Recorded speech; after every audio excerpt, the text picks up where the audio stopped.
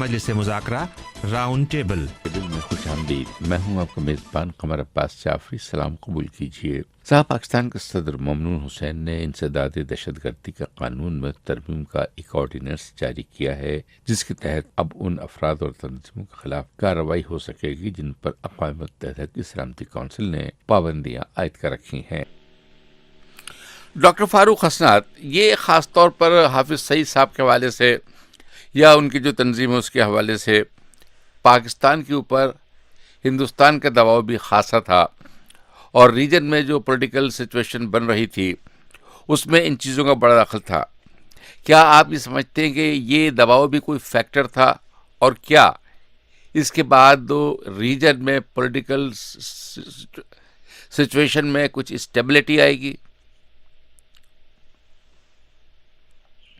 ये अपनी बात ये है कि हालात भी आगे चले हैं। पहले एक जमाने में तो जो इस किस्म की तंजीमें बहुत सी थी, अफगानिस्तान में भी जंग थी या उसका वो असर था, उसमें कुछ वक्त लगा हालात से सही तौर पर समझ लेने। तो मैं तो ये कहूँगा कि इस वक्त पाकिस्तान में एक तकरीबन कंसेंसस भी डेवलप हो गया है, और वो कंसेंसस यही है जो सुसाइड बॉम्बिंग है या जो दहशतगर्द तंजीमें हैं उनके खिलाफ खासा यहाँ पे एक माहौल बन गया है जिसमें मुखालफत की जाती है इस किस्म के ग्रोह की। इस सिलसिले में हम ये देखते हैं, हाल ही में 1800 तकरीबन 2000 के करीब मजहबी रहनुमा जमा हुए थे, और उन्होंने एक फतवा कह लीजिए एक पैगाम दिया था, उसका नाम दिया था पैगाम पाकिस्तान, जिसमें उन्होंने साफ तौर पे कहा था कि जो जिहाद का जो मामलात हैं और ये सिर्फ जी मेरे ख्याल में डॉक्टर फारूक हसनात साहब की लाइन ड्रॉप हो गई। डॉक्टर फारूक हसनात आपकी लाइन ड्रॉप हो गई थी, आप फरमाइए। जी मैं ये कह रहा था जी कि जैसे मैं बात कर रहा था कि माहौल की आजकल इतना सख्त रद्द-ए-अमल नहीं होता अगर किसी को बैन किया जाए, और जिस डिस्ट्रस्ट की बात की गई वो वजह है अपनी जगह पे।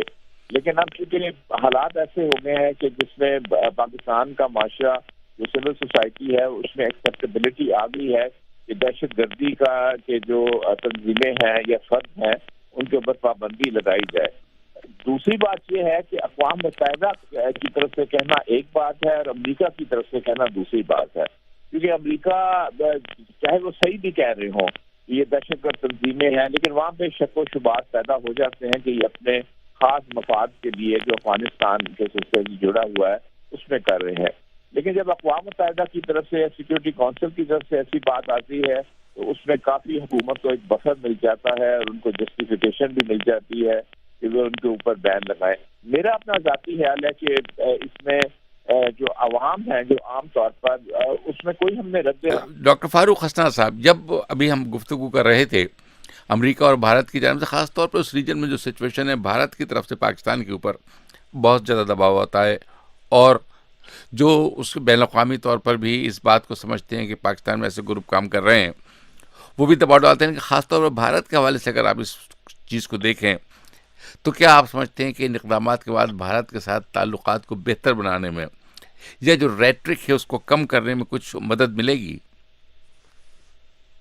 नहीं, मेरा नहीं ख्याल कि रेट्रिक कम करने में मदद मिलेगी, इसलिए कि एक हिंदुस्तान की मोदी साहब ने इनका एक खास नुक्ता नज़र है कि कश्मीर में ख़ास तौर पर कश्मीर में कोई भी चीज़ हो, कश्मीरी अवाम जो है हफ्ते वो भी सड़कों पे बाहर निकलते हैं, लेकिन अगर उनके साथ कोई मिलिटेंसी का वाक़या हो जाए तो वो इससे पहले कि वाक़या ख़त्म भी हो तो फौरन पाकिस्तान पर इल्ज़ाम लगाते हैं कि पाकिस्तान ने किया। हालांकि वहाँ के जो लोग मारे जाते हैं इस एनकाउंटर में हुकूमती फोर्सेस के साथ, उनको अपने आबाई कब्रिस्तान में दफनाया जाता है जहाँ पे उनके 6 पुश्तों से जो उनके आबा व अजदाद हैं वो दफन हुए हैं। अगर वो पाकिस्तान से आते तो उनको तो लावारिस लाश करार दे दी जाती है और उनको कहीं और दफन किया जाता। इसलिए वो हैं कश्मीरी, वो तो सब जानते हैं, कश्मीर के लोग भी जानते हैं ये कौन था जो भी मारा गया है जो हुकूमत की फोर्सेज उनके साथ, और उसको कहाँ दफन किया गया है, उसके अबाव अजदाद कौन थे। اس کی وہ تو بلیم گیم تو وہ کرتے رہیں گے جو کشمیر ان کے ہاتھ میں قابو میں نہیں آ رہا. تو اس لیے پاکستان جتنی مرضی بھی پابندیاں لگا رہے ہیں، جن پہ پابندیاں لگانے کی وہ تو لگ ہی گئی ہیں. اس لیے یہاں پہ ہمیں ایک چیز دیکھنی ہوگی، دو قسم کے یہاں پہ ایکسٹریمسٹ ہیں. ایک تو بالکل ہی جو پاکستان کی اسٹیٹ کے بھی خلاف ہے، جس میں تاریخی طالبان پاکستان ہے، اور جو القاعدہ کے بھی کچھ ایسے ایلیمنٹس ہیں جو فاٹا کے علاقے میں آپریٹ کر رہے ہیں، وہ تو پاکستان کی اسٹیٹ کے بھی خلاف ہیں. اس لیے وہ تو بالکل ایک علیحدہ کہانی ہے. دوسرے ہیں جو کہ ایکسٹریمسٹ ویوز رکھتے ہیں لیکن وہ ٹیررزم کی طرف نہیں آتے. ان پہ صرف یہی الزام لگتا ہے، یا کشمیر کے حوالے سے لگتا ہے یا اور افغانستان کے حوالے سے لگتا ہے. تو لیکن پاکستان کے معاشرے میں وہ اس قسم کی کوئی ٹیررسٹ ایکٹیویٹی نہیں کرتے. البتہ ان کے خیالات ضرور ہوں گے، آپ ایکسٹریمسٹ کہہ لیجیے، لیکن وہ ایکسٹریمسٹ خیالات تو پھر ساری دنیا میں شیو سینا کے بھی ہیں، جو ٹی پارٹی ہے امریکہ میں ان کے بھی ہیں، اور بہت سے ممالک میں ہوتے ہیں اس قسم کے گروپ.